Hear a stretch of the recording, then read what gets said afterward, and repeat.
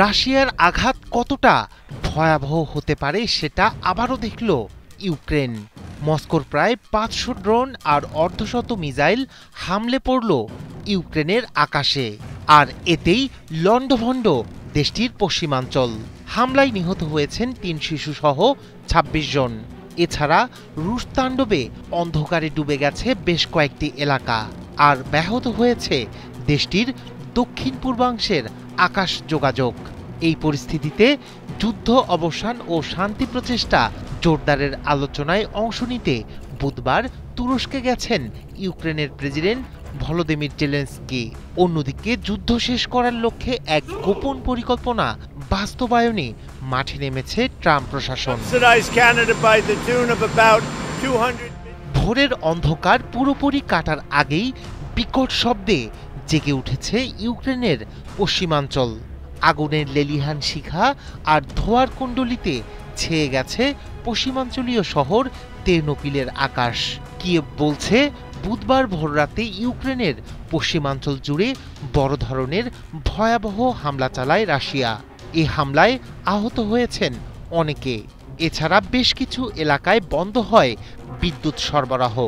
এতে অন্ধকারে পতিত হয় বেশ কয়েকটি অঞ্চল।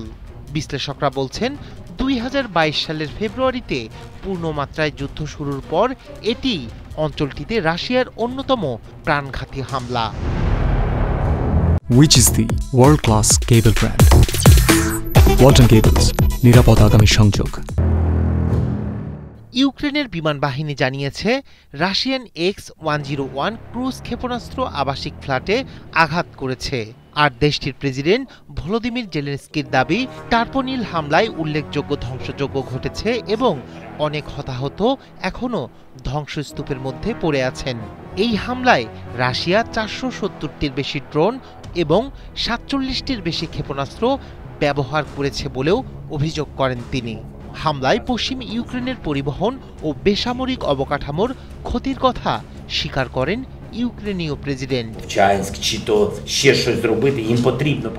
রুশ আগ্রাসনে ইউক্রেন যখন পড়ছে, তখন যুদ্ধ অবসানে শান্তি প্রচেষ্টা জোরদারের আলোচনায় অংশ নিতে বুধবার তুরস্কে গেছেন ভলোদিমির জেলেনস্কি।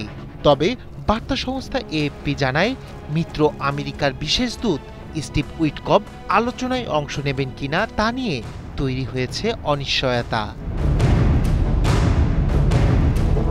অন্যদিকে ইউক্রেনের সঙ্গে রাশিয়ার যুদ্ধ শেষ করতে একটি নতুন পরিকল্পনা নিয়ে গোপনে কাজ করছে ট্রাম্প প্রশাসন।